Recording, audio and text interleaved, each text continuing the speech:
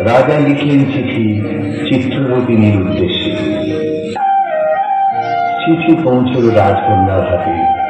অজানার আহ্বানে তার মন হুলতলা। সখীদের নিয়ে বারবার করে পড়েছে চিঠি।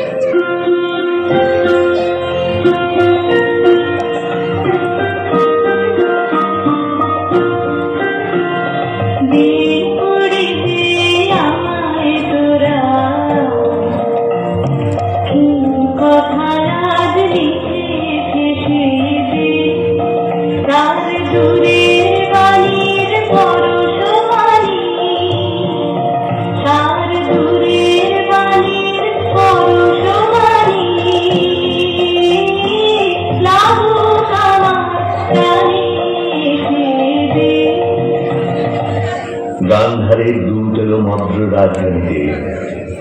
বিবাহ প্রস্তাব শুনে রাজা বললে, আমার কন্যা দুর্লভ ভাগ্য। সখীরা রাজকন্যাকে গিয়ে বললে,